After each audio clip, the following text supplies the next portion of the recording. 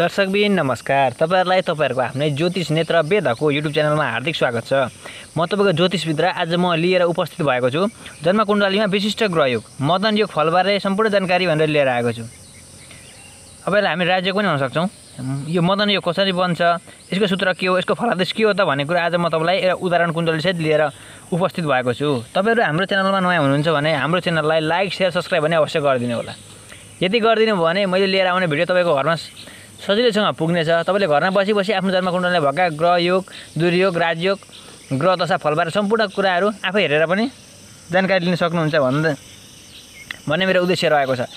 तपाईहरुले like share subscribe गरिदिनुहुन्छ भन्ने आशाका साथ म आजको क्लास ढिलो नगरी सुरु गर्न गइरहेको छु। म तपाईलाई पहिले सूत्र भन्छु। सूत्र भनेपछि त्यसको फलादेश यसको उदाहरण कुण्डली सहित म तपाईलाई देखाउने छु। यहाँ मैले अब सूत्र भन्न गइरहेको छु।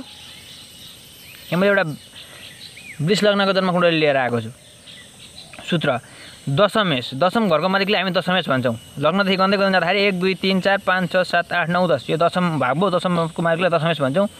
दशमेश र शुक्रदेवको साथ लग्न, दशमेश चाहिँ दशम घरका मालिक चाहिँ शुक्रदेवको साथ लग्न भावमा विराजमान छन् तथा एकादशेश एकादश घरको मालिक चाहिँ एकादश स्थानमै विराजमान छन् भने त्यहाँ मदन योग बन्दछ भनेको छ। अब के भनेको छ भन्दाखेरि यहाँ हेर्नु होला, वृष लग्नको जन्म कुण्डली छ अनि यसको दशम भावको मालिक को हुन्छ भन्दा शनिदेव। शनिदेव र शुक्रदेव चाहिँ लग्नमा युति छन्। अब यो वृष लग्नको कुण्डलीमा हुनैपर्छ भन्ने पनि छैन। के बुझ्नु भन्यो भने यो दशम घरको मालिक लग्नमा हुनु पर्यो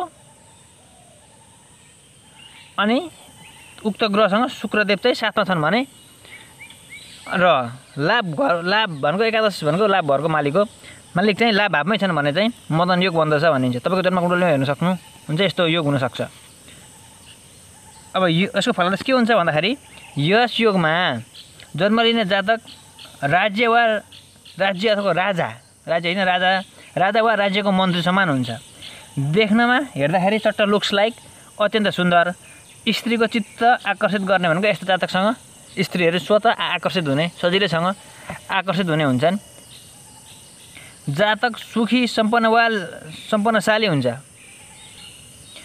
जातकको 20 वर्षपछिबाट भाग्योदय सुरु हुने गर्दछ भन्छ। जातक जब 20 वर्षको उमेर पुग्छ, 20 वर्ष पुगेपछि यस्तो जातकको भाग्योदय हुने गर्दछ भनेर शास्त्रमा भनिएको छ। अब तपाई आफ्नो जन्म कुण्डली खोल्नु होला। तपाईको जन्म कुण्डलीमा कतै यो मदन योग त बनिएको छैन छ भने के बुझ्नु भने तपाईको भाग्योदय 20 वर्षपछि नै खुलिसकेको छ। तपाई आफ्नो लक्ष्यमा अगाडि बढ्न भने अवश्य सक्नुहुनेछ। अब हामी तपाईलाई म के जानकारी गराउँछु भने यो राज्य भएका मान्छे कस्ता हुन्छन् त भन्ने कुरा हामीले यसो हेरेर पनि हामीले चट्ट हेरेर पनि थाहा पाउन सक्छौं। राज्य हुने मान्छे, अब राज्य हुने भनेको मतलब के भन्दाखेरि राजा समान हुन्छस् भनेको भएको हुनाले ऊ साना कुरै गर्दैन, राज्य सत्ता पल्टाउने कुरा गर्छ, तन्जने कुरै गर्दैन। यस्तो जातकको घर परिवारसँग कुरो मिल्दैन, किनकि ऊ अरूभन्दा डिफ्रेन्ट हुनै पर्यो नि त। राजा हुने भनेपछि राजा र सामान्य मान्छे एक खालको त हुँदैनन्। त्यसैकारण ऊ ठुल्ठुला कुरा गर्ने, राज्य सत्ता पल्टाउने कुरा गर्छ। अनि त्यसै कारणले घर परिवारसँग कुरो मिल्दैन। जातकको साथीभाइ नै हुँदैन, साथीभाइसँग नै कुरा मिल्दैन। अब साथीभाइ साना झिनामिसिना कुरा गर्छ, ऊ राज्य पल्टाउने कुरा गर्छ, सत्ता पल्टाउने।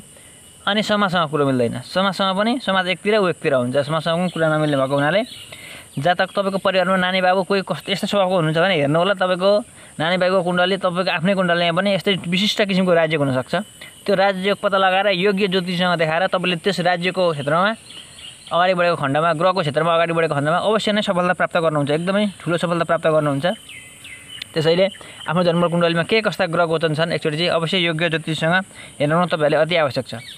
यति भन्दै म आजको हाम्रो क्लासको अन्त्यतिर आएको छु। तपाईको मदन योग छ भने मलाई कमेन्ट गर्न सक्नुहुन्छ। कमेन्ट लेख्नु होला। यति भन्दै म अब आजको हाम्रो क्लासको अन्त्यतिर आएको छु। हामीलाई तपाईहरुले हाम्रो भिडियो मन पर्छ भने हाम्रो भिडियोलाई लाइक शेयर सब्स्क्राइब पनि अवश्य गरिदिनु होला।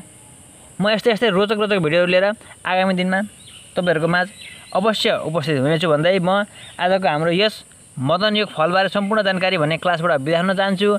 हामीलाई हेर्नु होला, हामीलाई माया गर्नु होला, हामीसँग जोडिएर रहनु होला। हवस् त, नमस्कार।